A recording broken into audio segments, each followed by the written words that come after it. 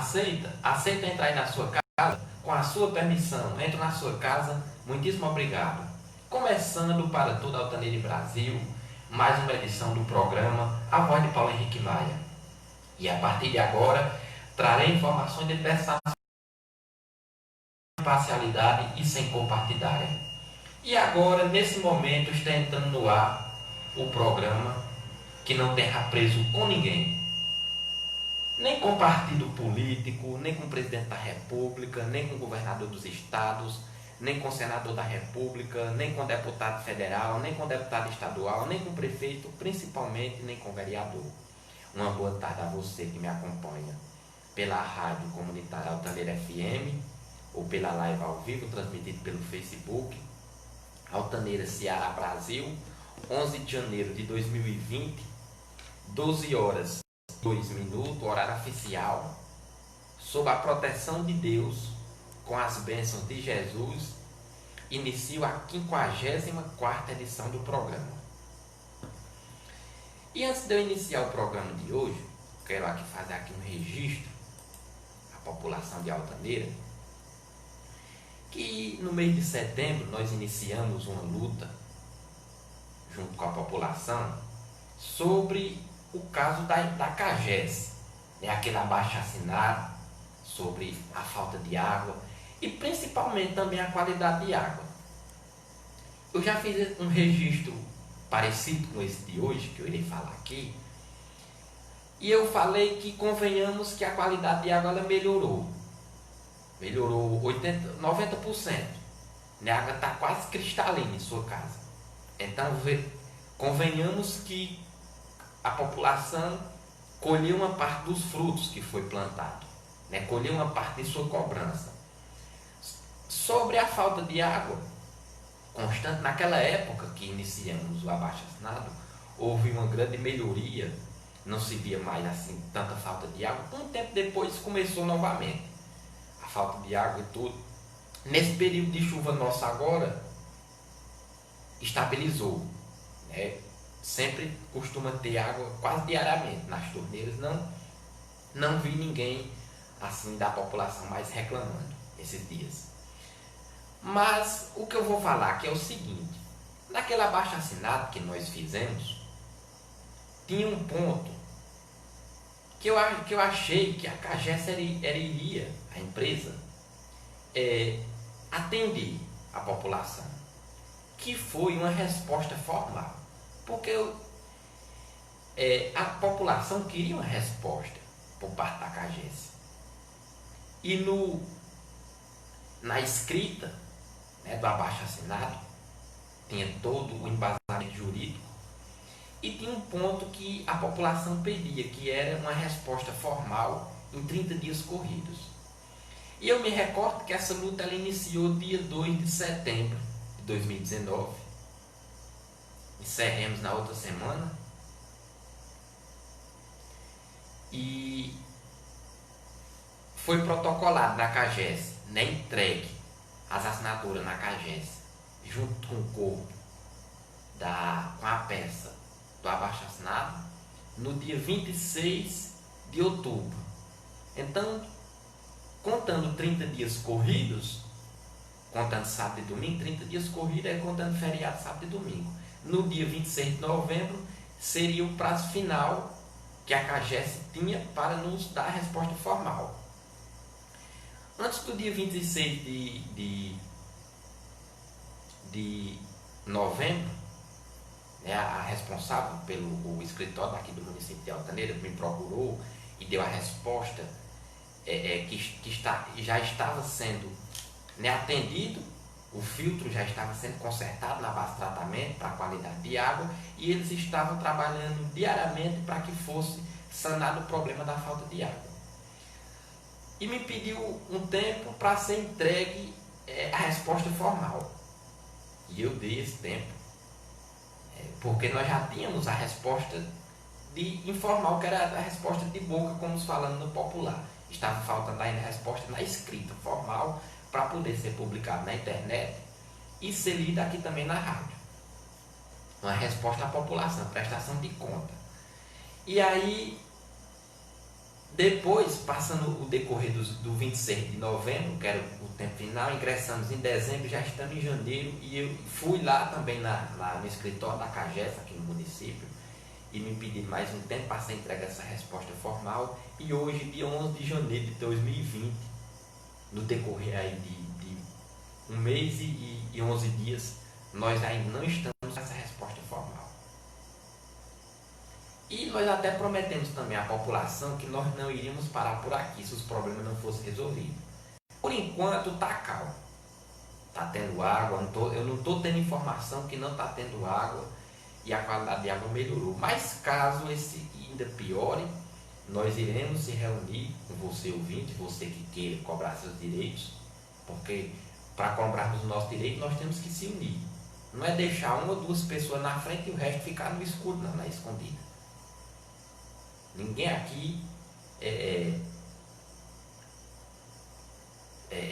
nós precisamos do apoio de você, ouvinte, de você que assinou junto, foi 503 assinaturas cobrando sobre o descaso naquela época da CAGES. Então, caso isso continue piorando, nós iremos se reunir com todos os que assinaram e quem também não assinou, que queira ingressar nessa luta, para nós podermos seguir os próximos passos diante dessa cobrança.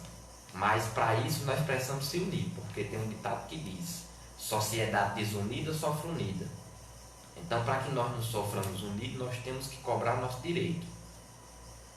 Eu cumpro diariamente o meu dever, por que eu não posso cobrar os meus direitos? Então, eu espero também que você, ouvinte, cumpra seus deveres diariamente, para que na hora certa nós possamos cobrar os nossos direitos.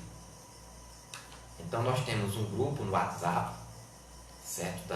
Já no foco da CAGES, para você ouvir, se quiser entrar também nesse grupo, para ficar mais fácil a comunicação, caso precisando nós se reunir para debater sobre esse assunto.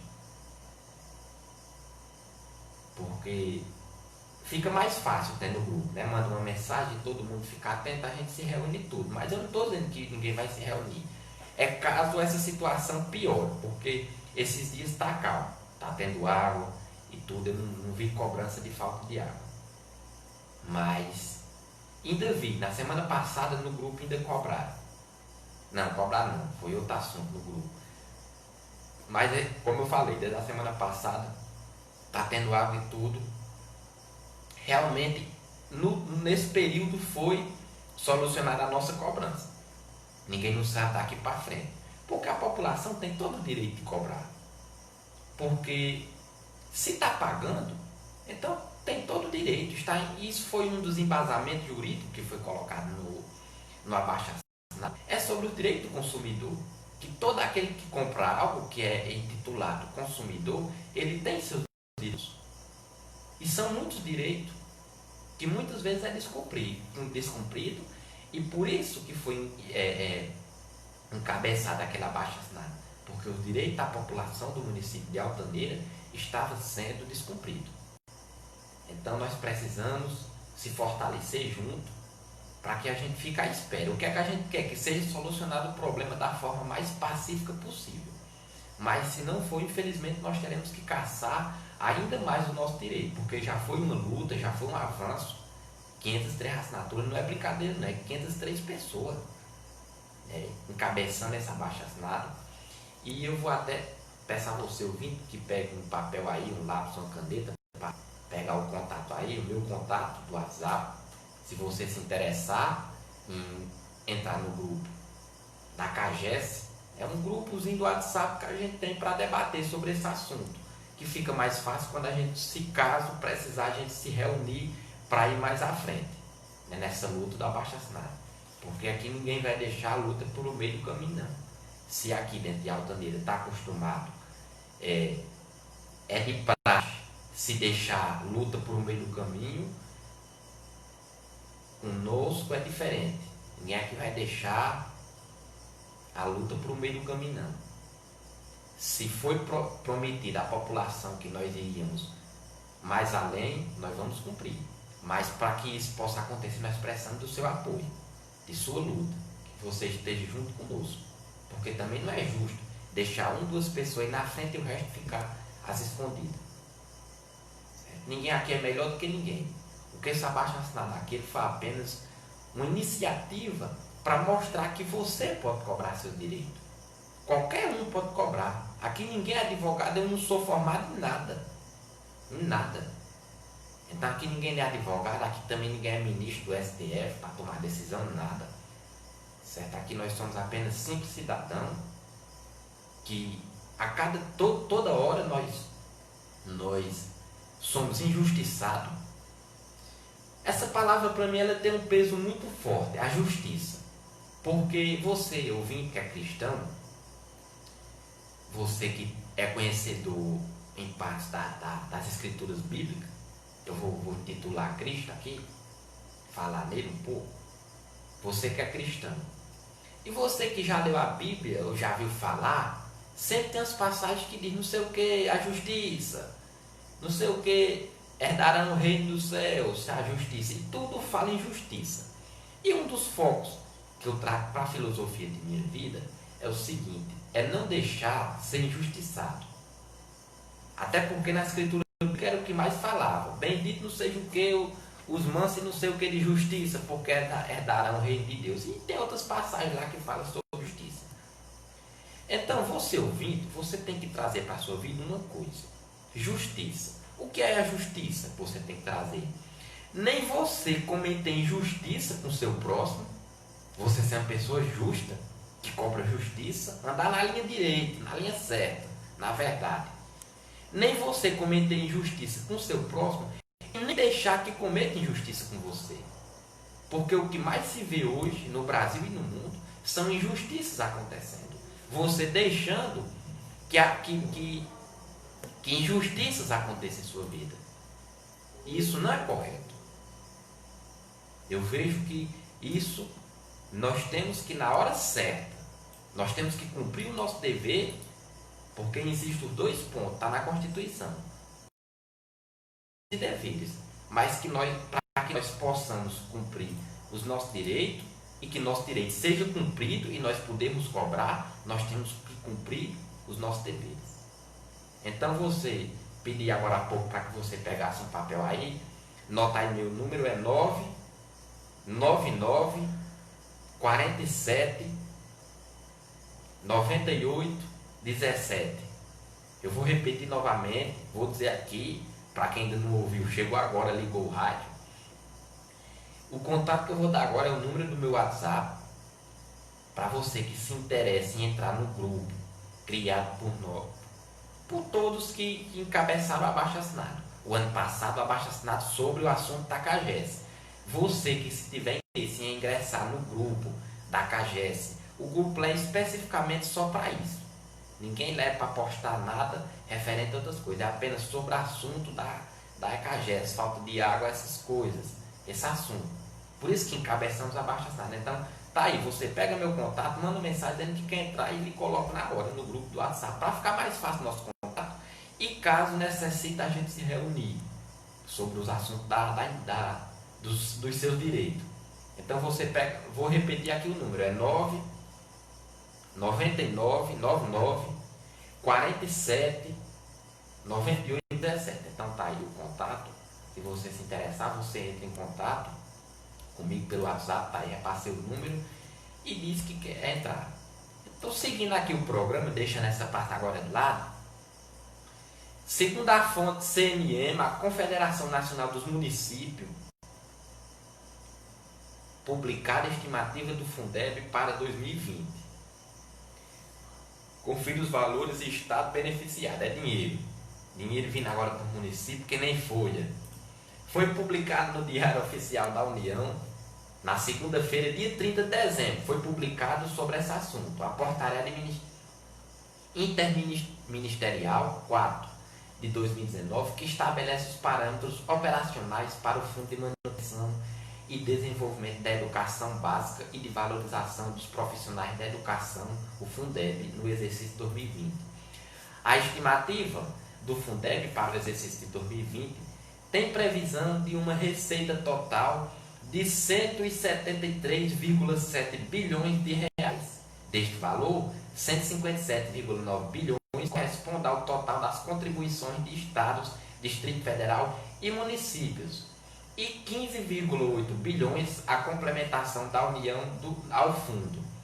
São beneficiados com esses recursos federais os mesmos 9 estados dos últimos anos: Alagoas, Amazonas, Bahia, Ceará, Maranhão, Pará, Paraíba, Pernambuco e Piauí.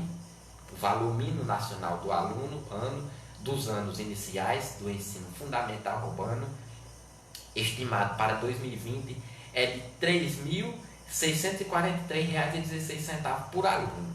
A complementação é que a Confederação Nacional de Municípios explica que, segundo a legislação do Fundeb, no mínimo 45% da complementação deve ser repassada até julho e 85% até 31 de dezembro de cada ano.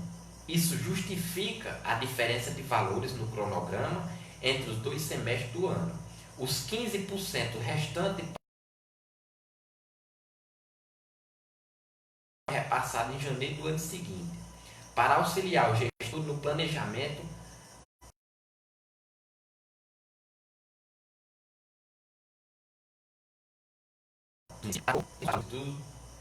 por município. No caso aqui do município aqui de Altaneira, a receita total do Fundeb, o que é o Fundeb? Para você ouvir que está se perguntando, o que é isso? O Fundeb é um dinheiro que vem especificamente só para a educação, para pagar professor, para dar aumento a professor, para custear transporte escolar, para merenda escolar, tudo que se disser âmbito, compra de equipamento algum para a escola, tudo que se disser no âmbito educacional é o Fundeb. Quando você vê falar Fundeb, já sabe, educação. Então a receita total do Fundeb para 2020, o valor anual, o imposto mais a complementação, somam R$ 6.827.637,30. Então esse aqui é o valor que virá em 2020 para o município de Altaneira para ser custeado com a educação. Certo? Tudo isso que eu já citei, pagamento de professor, todo nesse ano. A complementação da União 2020, repasse mensal, janeiro a dezembro, será de R$ 118.606,69.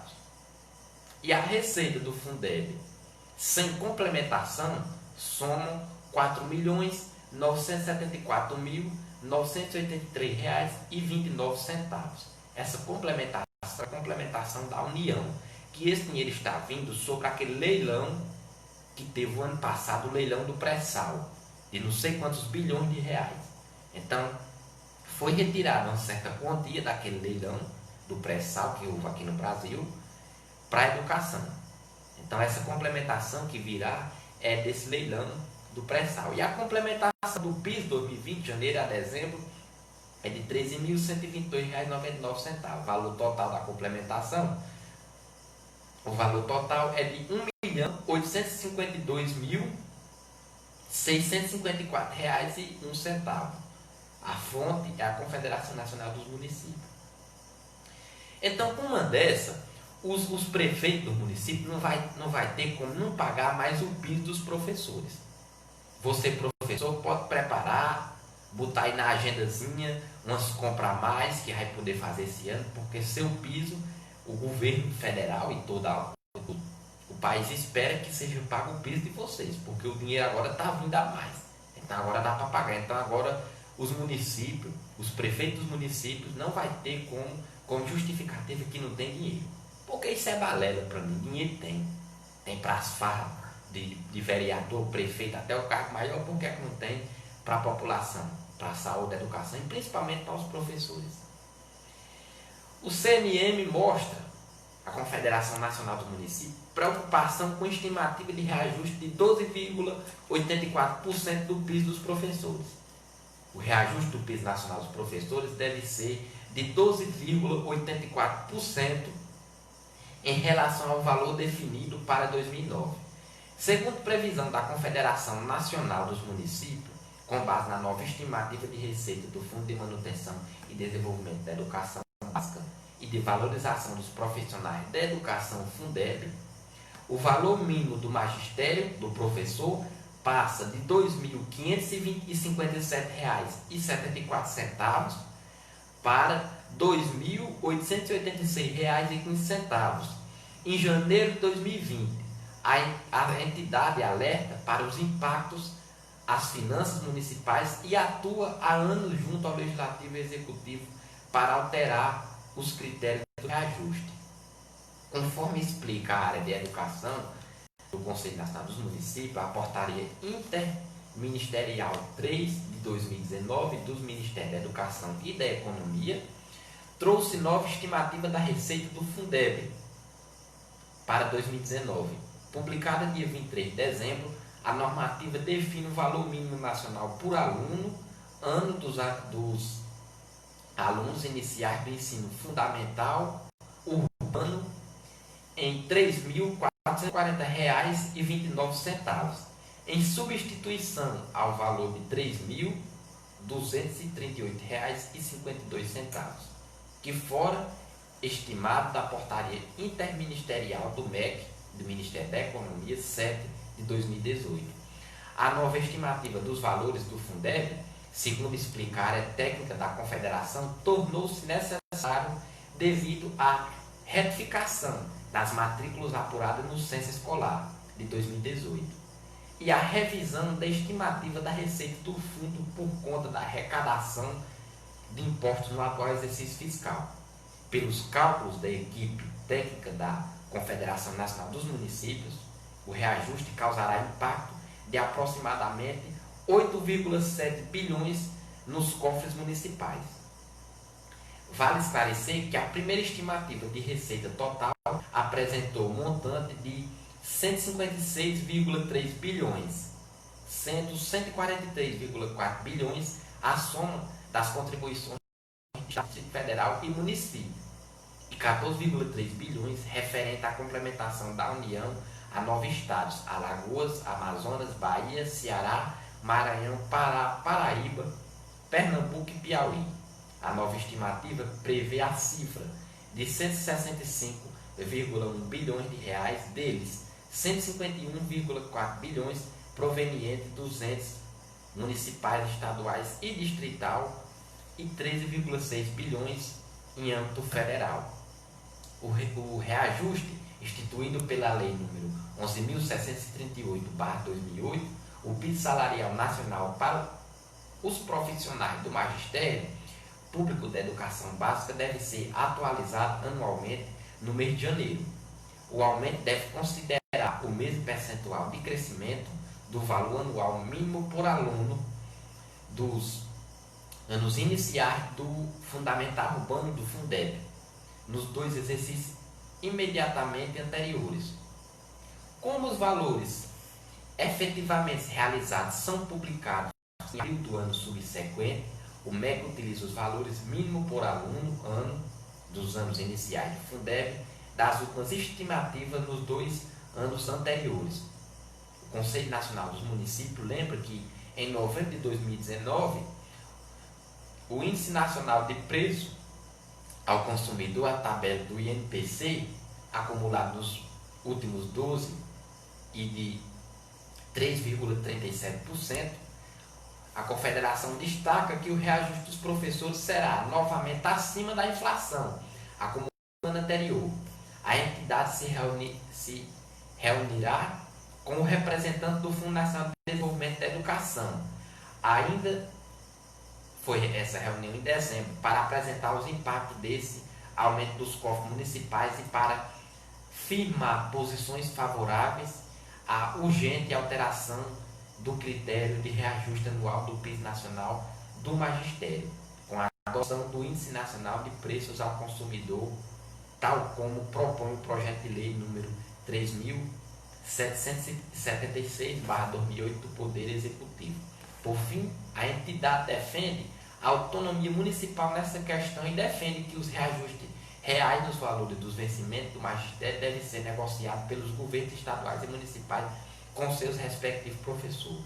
E eu lhe digo uma coisa: segundo a Confederação Nacional aqui dos Municípios, elas querem que essas questões de aumento de professores fique no âmbito municipal e no âmbito estadual. Como é isso? Que os professores, para poder ter um aumento, tem que ser o prefeito do município quem vai aumentar. Chegou esse ano, o prefeito, rapaz, vou dar um aumentinho aqui a vocês. For o governo do estado. Isso aqui não vinga. Se derrubar a lei, uma lei nacional que obriga todos os anos a ter esse aumento, e for passar para termo estadual e municipal, professor, aí é que professor vai receber pouco. Porque a maioria de muitos gestores que tem por aí não está nem aí, não dão a mínima para professores.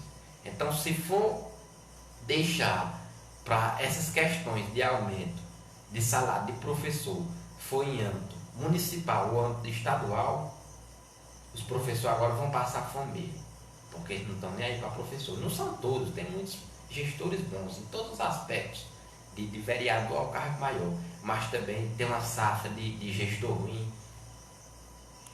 Segundo aqui a fonte UOL.com, o benefício dado a magistrado bate salário de professores. Segundo a fonte do UOL, os benefícios pagos a juízes são maiores, só os benefícios, que salário de professores. Magistrados de 3 estados brasileiros recebem, em 2019, um vale-refeição no valor superior até mesmo ao piso salarial dos magistérios.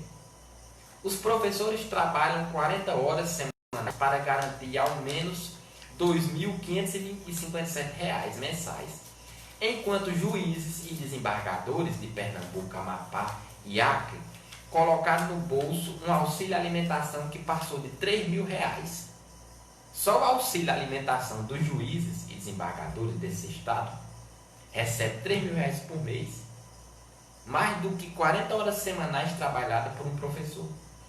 O benefício pago pelo Tribunal de Justiça de Pernambuco chegou a ser o maior do país, de maio a julho deste ano, com de R$ 4.327,20, houve um aumento para R$ 4.787. A partir de agosto, o benefício foi reduzido a R$ 1.068. Procurado, o Tribunal de Justiça de Pernambuco não respondeu aos questionamentos da reportagem do UOL. O Tribunal de Justiça do Amapá paga a seus membros um vale-refeição que vai de R$ 3.200 a R$ 3.546 mensais. O órgão também não respondeu à reportagem. No Acre, o Tribunal de Justiça chegou a elevar o auxílio alimentação para valores entre R$ 3.840 a R$ 4.255 em janeiro deste ano. A seccional local da Ordem dos Advogados do Brasil, a OAB, porém, ingressou com um pedido de providência junto ao Conselho Nacional de Justiça, alegando que o órgão federal não havia autorizado o aumento, que acabou sendo suspenso. No mês seguinte, o repasse foi de R$ 1.600 a R$ 1.773. Veja a redução que deu depois que a OAB entrou com pedido de providências ao CNJ. O Tribunal de Justiça do Acre informou que o aumento havia sido amparado em lei formal, mas foi suspenso em fevereiro de 2019, mantendo-se o pagamento na aludida verba, auxílio alimentação do percentual anterior de 5% do subsídio. Em Roraima, os magistrados começaram o ano chegando a R$ 2.000 mensal em auxílio alimentação, mas o valor caiu para R$ 1.424 a partir de março. Segundo o Tribunal de Justiça de Roraima, a redução ocorreu por uma decisão da presidência que, em razão do congelamento do orçamento de 2020, instituiu o plano de contingenciamento. O tribunal não informou se o corte permanecerá em 2020. Em Goiás, o estado que enfrenta grave crise financeira e tenta acessar o programa de socorro federal, o Tribunal de Justiça aumentou em fevereiro o valor do vale-refeição de R$ 1.000 para R$ 1.160 mensais. O órgão informou que a alta de 16% se trata de um pequeno reajuste para correção dos índices inflacionários do período. O aumento anterior havia sido concedido Em outubro de 2017, de lá até o início deste ano, a inflação acumulada foi de 5,72%. O Tribunal de Justiça de Alagoas disse que o benefício mensal de R$ 1.520 está na média do que é pago pelos tribunais estaduais e, a princípio, não será ampliado em 2020. No Amazonas, o Tribunal de Justiça informou que o reajuste do auxílio alimentação em fevereiro de R$ 1.669 para R$ 1.761 foi concedido para repor a inflação. O Tribunal de Justiça do Ceará, onde o vale-refeição chega a R$ 1.188, afirmou que efetua o pagamento conforme os parâmetros definidos por uma resolução do Conselho Nacional de Justiça de 2006. O Estado do Ceará até que está equiparado no valor normal. O Tribunal de Justiça do Maranhão tinha no início do ano o menor auxílio, que é de R$ 726 reais mensais. A partir de novembro, porém, houve reajuste de 34% para R$ 974. O Tribunal de Justiça do Maranhão não justificou o aumento, os demais tribunais não responderam. No Congresso, os altos valores do auxílio alimentação dos juízes provocam reações fortes. O Poder Judiciário se distanciou demais da realidade brasileira. Há um fosso muito grande entre o povo e a justiça. Passou da hora de a sociedade reagir e do judiciário começar a dar sua cota de sacrifício, disse o líder do Podemos, José Nelto, do Goiás. Mais um absurdo, um puxadinho salarial injustificável.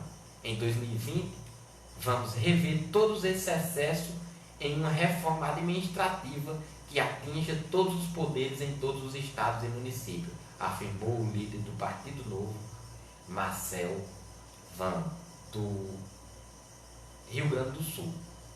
Para a deputada Renata Abreu, do Podemos de São Paulo, membro da Comissão da Educação da Câmara, os dados mostram que estamos no caminho errado e que precisamos urgentemente colocar a educação como prioridade. Veja a completa inversão de valor nos estados brasileiros. O responsável por julgar e punir tem no Brasil muito mais valor do que aquele que é responsável por educar e prevenir. Com certeza deveria ser o contrário. Tiago Mitraldi, do Partido Novo de Minas Gerais, também da Comissão da Educação na Câmara, diz que esses valores deveriam ser revistos. Sou a favor da PEC dos penduricalhos, de autoria do deputado Pedro Cunha Lima, do PSDB da Paraíba, que prevê que salário acima de 1/4 do teto constitucional, cerca de 10 mil, não devam receber auxílios. Então, realmente, é o que muitas vezes eu já falei aqui, foi sobre esses aumentos e sobre esses benefícios que se tem no Poder Judiciário. Nós não podemos deixar de reconhecer que é importantíssimo o trabalho de um juiz, de um promotor de justiça, de um desembargador. Mas nós também temos que entender que, além de ser um salário que faz justiça a seu cargo, porque um juiz e um promotor está lá, não foi porque um vereador, um prefeito, um deputado indicou, não. Um promotor de justiça e um juiz, eles estão naquele cargo por mérito dele. Ali é concurso público. Concurso público que quando faz aquela prova ali, é mais de 100 mil pessoas fazendo. Para entrar muitas vezes em 10 vagas, 20 vagas. Então é um mérito mais que grande. Eles estão lá fazendo justiça. O salário é bom, o salário faz justiça com o cargo que eles estão. Mas os benefícios aqui são demais, porque são vários benefícios que eu já citei aqui. Além de ter uma moradia de quase 5 mil reais, refeição, auxílio natalidade, um auxílio para comprar livro, para estudar, meio mundo de auxílio. Então, o salário já faz justiça. Mas agora o que eu acho é que não deve haver tanto benefício como assim, como se tem. Principalmente diante de muitos o que fala da situação que está passando no Brasil, o Estado quebrado, eu não entendo por que é que diz que tanto Estado está quebrado e quando vai olhar o rombo mais feio do mundo no Estado. Como na Paraíba diz que o rombo é mais de R$ 1 bilhão desviado. Aí como é que um Estado desse não quebra mesmo? Um rombo desse tamanho. Aí diz, não, o Estado está com o salário dos servidores atrasado, quando vai olhar um rombo de mais de R$ 1 bilhão. Isso um rombo de roubo. Foi pro bolso de gente, das pessoas lá. Segunda fonte. E aí o que a matéria fala é que os benefícios dos magistrados, dos juízes e dos embargadores são mais altos do que um salário de um professor. O de lascar está aí, porque o professor que ensina tem um papel importantíssimo para a educação do seu filho, recebendo de que só um benefício, só o vale-refeição de um magistrado. Magistrado que recebe acima de 20 mil, 30 mil reais, até mais. Segundo a fonte G1.globo, é fake que Bolsonaro anunciou que reservistas deverão se apresentar ao exército para auxiliar a missão dos Estados Unidos ao Irã. Estava uma história que todos os reservistas, quem tem reservista, que tira aquele documento que você tira quando completa 18 anos, chamado reservista. Está uma história que esses reservistas vão ser convocados para lutar na guerra, olha onde já vai, dos Estados Unidos contra o Irã. Tem gente correndo doida aí com a mão na cabeça, imaginando que vai lutar lá na guerra. Mas isso é chamado a fake, uma fake news. O que é a fake news? É uma matéria mentirosa. Segundo aqui a fonte G1.globo, a mensagem circula acompanhada de um link do G1, que leva apenas à página principal do portal, além de um link que diz se trata de uma brincadeira. O Palácio do Planalto diz que informação não procede, é mentirosa. Circula pelas redes sociais uma mensagem que diz que o presidente Jair Bolsonaro anunciou que todos os reservistas de 18 a 45 anos deverão se apresentar ao exército para auxiliar na missão dos Estados Unidos no Irã. É fake, é mentirosa essa notícia. De acordo com o Palácio do Planalto, a informação não procede. A mensagem é acompanhada de um link do G1 que não leva a nenhuma notícia, mas sim a página principal do portal. Além disso, há abaixo um outro link que, ao ser aberto, revela que tudo não passa de uma brincadeira.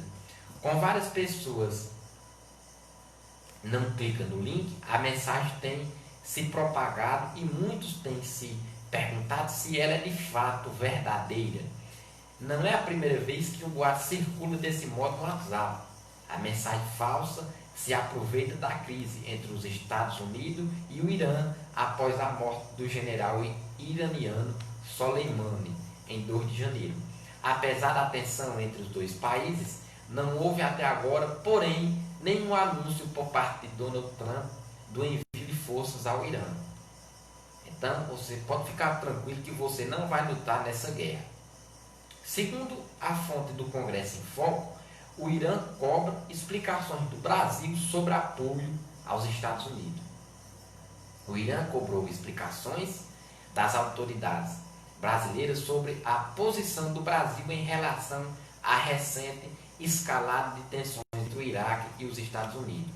O Itamaraty, que já se manifestou favoravelmente ao combate do terrorismo, garantiu por sua vez que essa conversa com o Irã foi cordial. Segundo o jornal Globo, a conversa ocorreu no último domingo, dia 5, entre a chancelaria do Irã e a encarregada de negócios da embaixada brasileira, visto que o embaixador do Brasil naquele país está de férias. A reunião foi convocada depois de o Itamaraty e o presidente do Irã indicarem apoio ao ataque dos Estados Unidos, que culminou na morte do general iraniano Soleimani. Em nota, emitida logo após o ataque que aumentou a tensão no Oriente Médio, o Brasil classificou essa atitude dos Estados Unidos como um ato de combate ao terrorismo e disse estar pronto para ajudar nessa missão. O governo brasileiro manifesta seu apoio à luta contra o flagelo do terrorismo e reitera que essa luta requer a cooperação de toda a comunidade internacional. sem que se busque qualquer justificativa e relativação para o terrorismo. O Brasil está igualmente pronto a participar de esforços internacionais que contribuam para evitar uma escalada de conflitos nesse momento, afirmou Itamaraty para a ocasião. Por isso, a notícia de que o Brasil foi convocado pelo Irã a prestar esse assunto virou assunto nas redes sociais. A hashtag IrãBrasil está entre os assuntos mais comentados do Twitter. No tópico, estão muitos comentários pedindo que o Brasil não tome uma posição incisiva nesse conflito, que para alguns internautas poderia gerar até uma terceira guerra mundial. O Ministério das Relações Exteriores, por sua vez, que a reunião com a chancelaria do Irã foi tranquila. A conversa, cujo teor é reservado e não será comentado pelo Itamaraty, transcorreu com cordialidade dentro da prática diplomática, informou ao jornal o Globo. Então, o Brasil, segundo as informações, é que houve esse posicionamento do Brasil em favor dos Estados Unidos. Eu acho que o que o Brasil deveria fazer era ficar no canto dele quieto. Não tem para que estar se posicionando favorável a isso. Porque o que eu mais vejo no mundo é os países tudo preparados para uma guerra, é tanque de guerra, é bomba nuclear, é tudo arma sofisticada. E a pobreza tomando de conta dos países. Ao invés de você estar gastando dinheiro se preparando para uma possível guerra, que o mundo já gerou mais de 300 e não sei quantas guerras, a economia, uma boa parte da economia gira em torno de todas as compras, de todo tipo de equipamento para a guerra.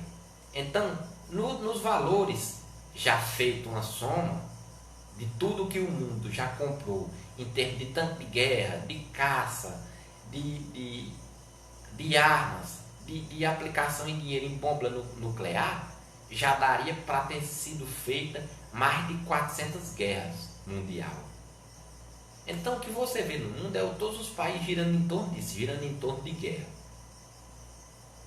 Então eu vejo que o que os países deveriam se preocupar era de combater a fome, a pobreza, a desigualdade.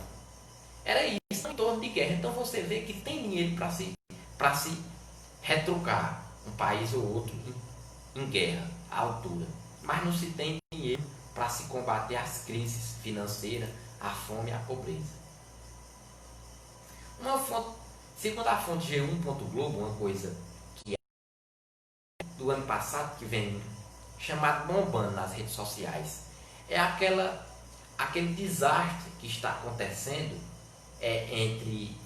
na Austrália, né, aquela grande... Na Austrália, como é que eu quero dizer? Aquela grande queimada. E segundo a fonte G1.globo, 25 pessoas e 480 milhões de animais já foram mortos e os números do incêndio na Austrália.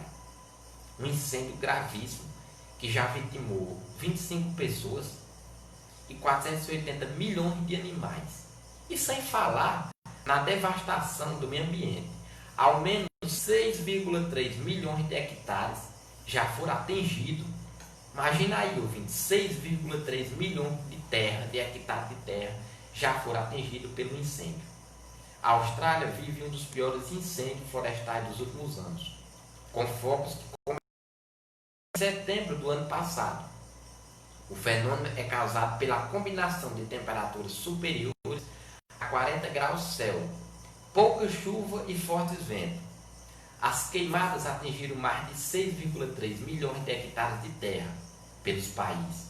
Uma área do tamanho da Áustria foram destruídas, milhares de prédios e cidades ficaram sem eletricidade e sinal de telefone móvel. O governo australiano divulgou durante os últimos dias levantamento de área afetada, animais ameaçados e forças empregadas no combate ao incêndio.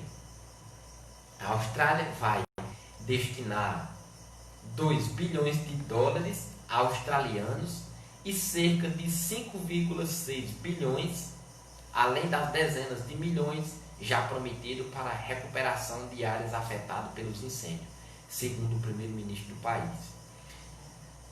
Os números abaixo, no levantamento mais recente, Ao menos 25 pessoas morreram por causa do fogo, segundo a CNN. 3 dessas mortes foram de bombeiros envolvidos no combate às chamas. Ao todo, segundo o governo australiano, 2.700 profissionais estiveram envolvidos nas ações de controle do incêndio em um mesmo dia. Ao menos 24 mil pessoas foram afetadas pelos cortes de energia por conta de impedimento na rede de transmissão.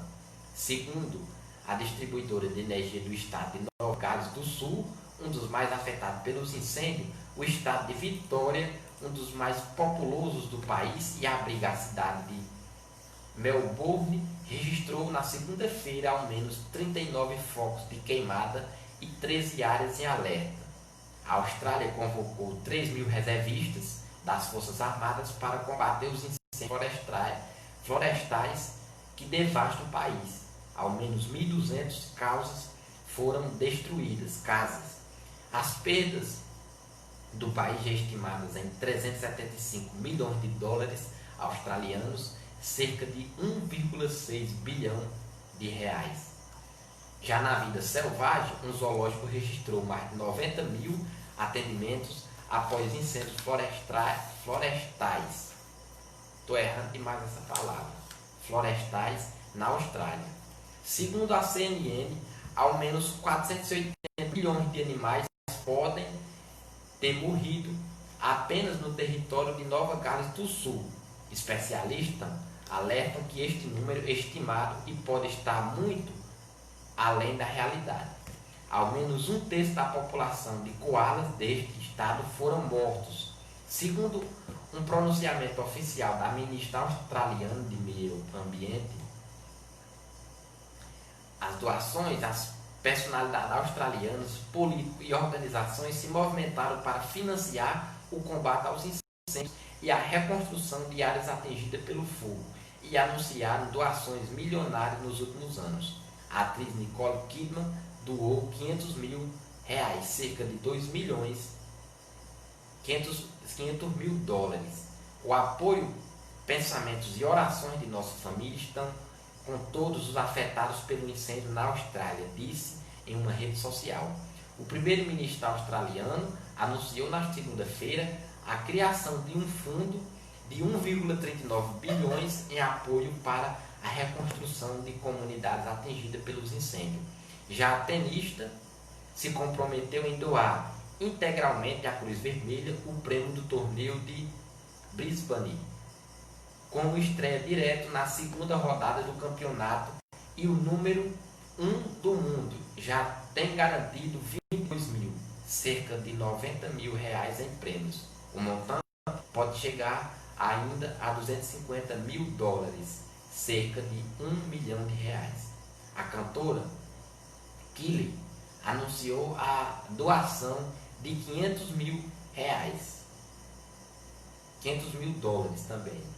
Ela não especificou que são valores australianos ou americanos, que equivale ao valor de 1.413.000 reais ou 2.300.000. Respectivamente, o dinheiro vai para o esforço imediato para combater o fogo e o apoio necessário para isso. Por sua vez, lançou um fundo de doações para ajudar os bombeiros. Em 48 horas, a iniciativa arrecadou 25 milhões de dólares australianos, cerca de 70 milhões de doações de todo o mundo, só no início do combate às queimadas. Segundo também a fonte UOL.com, por que o incêndio da Amazônia preocupa mais do que os da Austrália? Nos últimos dias, o presidente Jair Bolsonaro e o ministro do Meio Ambiente, Ricardo Salles, fizeram comentário nas redes sociais reclamando sobre a suposta falta de cobertura da imprensa e de críticas internacionais sobre o fogo na Austrália, que se alastra desde setembro. Eles comparam o problema às queimadas da Amazônia em 2019, dando a entender que a situação australiana é muito pior mas os casos são distintos. Segundo especialistas ouvidos pelo jornal Estado de São Paulo, a primeira diferença é que a vegetação na Austrália, assim como na Califórnia, Estados Unidos, é no cerrado. É mais acostumada ao fogo.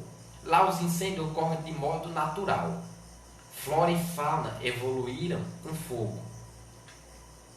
Tem adaptações para voltar mais rápido depois. Já a Amazônia, não. As plantas não têm adaptação ao fogo como casca grossa. Não rebrotam facilmente, diz Jos Barlam, da Universidade de Lancaster, na Inglaterra, e da rede Amazônia Sustentável.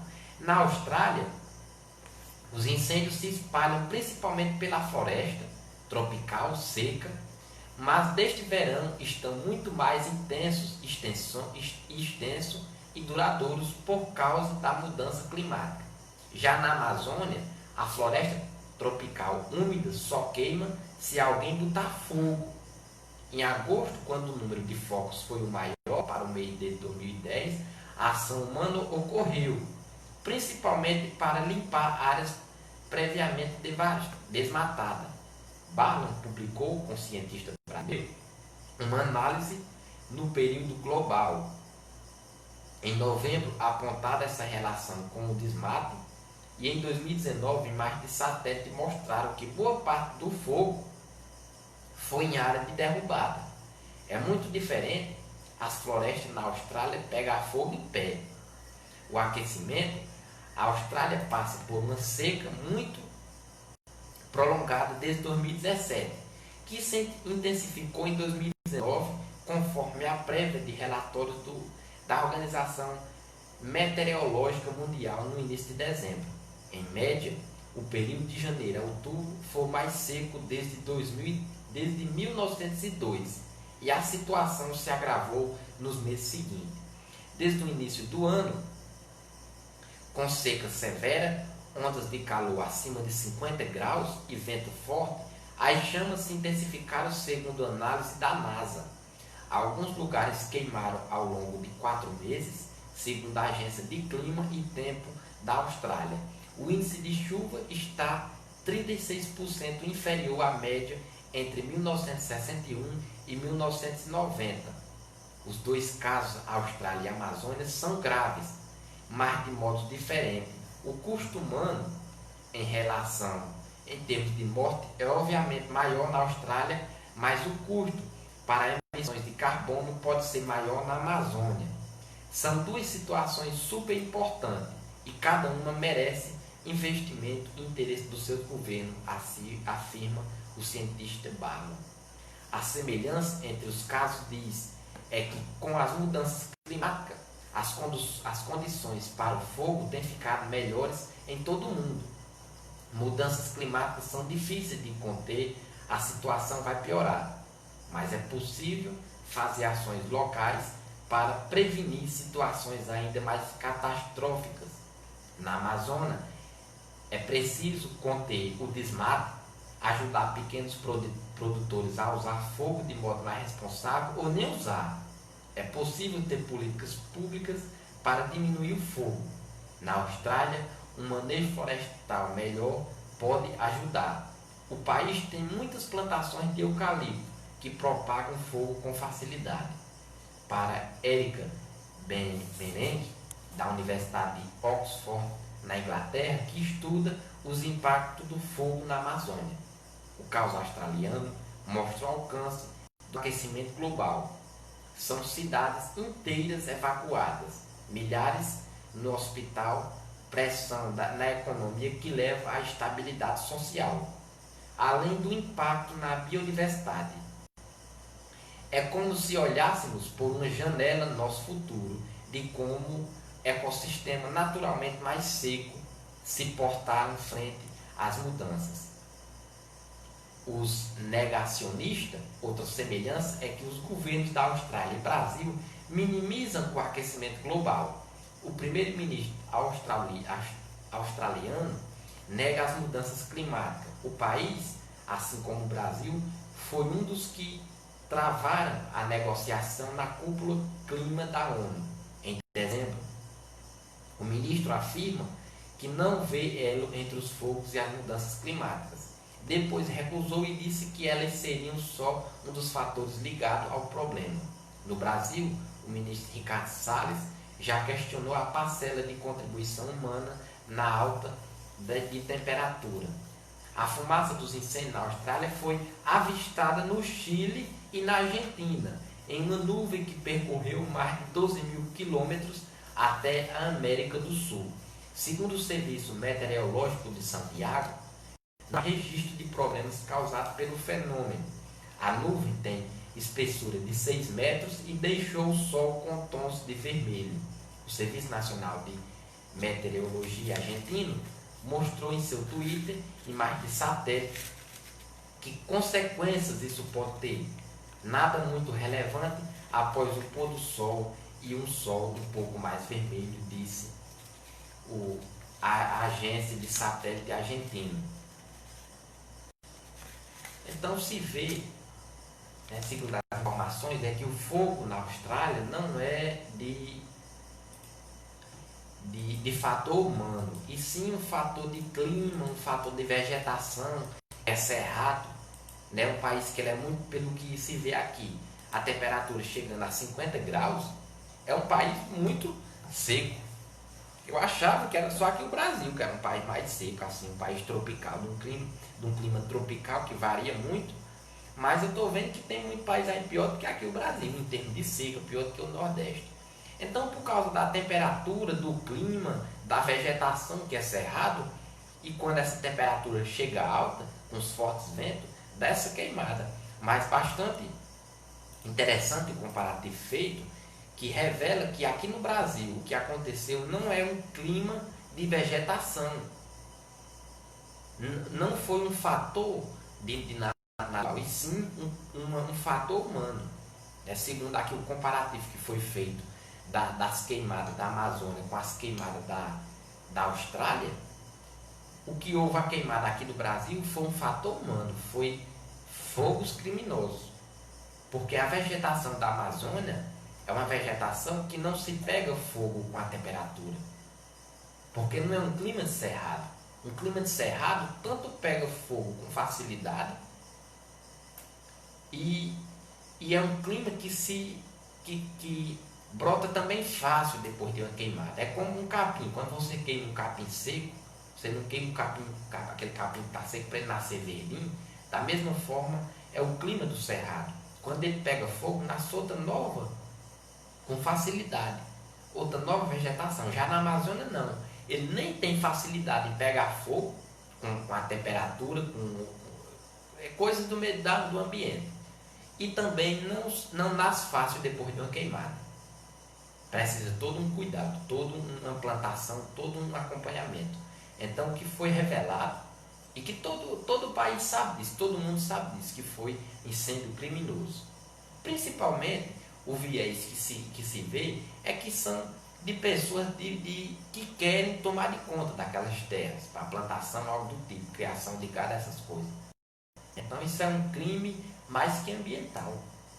Isso é um crime que deveria ser um crime de justiça. Tem que se ter justiça. Não é pena de 10, 15 anos, não. É de 50 anos para cima de prisão por um crime ambiental. Porque a Amazônia ela é conhecida como o pulmão do mundo. E a cada dia que passa, o ser humano, você ouvinte, não vê o desequilíbrio da natureza, as secas, o sol tá aí de rachar. Se você sai no sol, você sai preto, com todo respeito. A coloração, eu falo preto em forma de se queimar. Ninguém hoje não vai mais para a praia se bronzear, não, vai se queimar na praia, por causa do desequilíbrio do sol. E o que é que está causando esse desequilíbrio todo na Terra? Tem lugar chovendo demais e lugar chovendo de menos. E todo tempo não foi assim. Isso é através do desequilíbrio humano. O homem queimando demais, o homem desmatando demais. A natureza, nós temos, querendo ou não, que andar de mãos dadas com a natureza. A natureza ela é essencial para equilibrar o ambiente, para equilibrar todo o nosso dia a dia, todo o ar.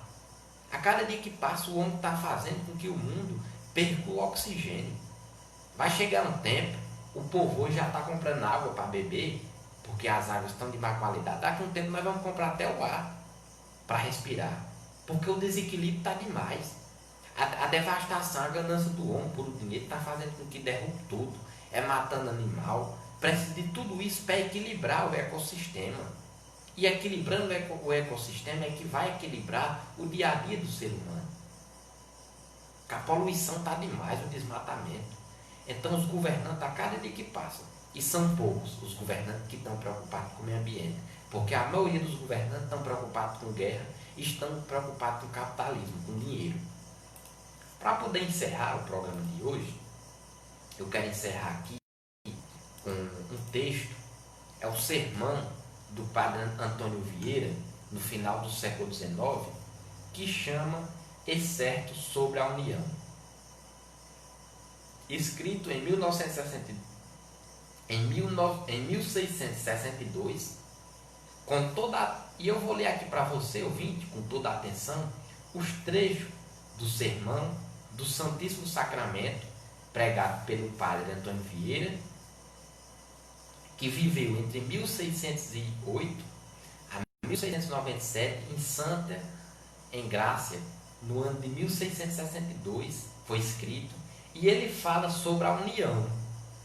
Veja como o que ele diz no século XVII se aplica aos dias de hoje. Século XIX não, perdão, eu errei. Século XVII se aplica aos dias de hoje. E o texto escrito pelo padre Antônio Vieira sobre a união diz assim: toda a vida, ainda das coisas que não têm vida, não é mais do que uma união. Uma união de pedras é edifício. Uma união de tábuas é um navio. Uma união de homens é exército. E sem união, tudo perde o nome e mais o ser. O edifício sem união é ruína. O navio sem união é naufrágio. O exército sem união é despojo. Além até o homem cuja vida consiste na união de alma e corpo. Com união é homem, sem união é cadáver. Por mais alta que esteja a cabeça, se não está unida é pés. Por mais ilustre que seja o ouro, se não está unido é barro. Nobreza e desunida não pode ser, pois em sendo desunida deixa de ser nobreza é vileza. Para derrubar um reino e muitos reinos onde há desunião, não são necessários baterias, não são necessários canhões, não são necessários trabucos, não são necessárias balas nem pólvoras, basta uma pedra, o lápis. Para derrubar um reino e muitos reinos onde falta a união, não são necessários exércitos, não são necessárias campanhas, não são necessárias batalhas, não são necessários e não são necessários homens, nem um braço, nem uma mão. Nós temos muitas boas mãos e os sabem muito bem os nossos competidores. Mas se não tivermos união, nem eles haverão mistes mão para nos, e nem a nós nos hão de valer as nossas mãos sem a união. A verdade de ontem e hoje é que sem união nada sobrevive. Não pode haver sucesso se não houver união. Que nesse final de semana, você ouvinte, faça uma reflexão sobre o valor da união para a sua vida pessoal e profissional. E lembre-se que sem união, tudo perde o nome e mais o ser. Então, fica essa mensagem de reflexão, pense nisso, com muito sucesso. E para encerrar, eu quero aqui mandar aqui um abraço fraterno a 2 ouvintes que não perdem o programa. Todos os sábados estão conectados ouvindo o programa Aborto Paulo Henrique Maia, que é o nosso amigo Zé da Foice, na rua José Rufino, não perde um programa. E o outro ouvinte forte, que também não perde um programa, é Antônio Cadeira, que o mês trabalha com reciclagem. Então, um abraço fraterno a vocês e principalmente a você ouvinte. Fique na paz e até o próximo programa.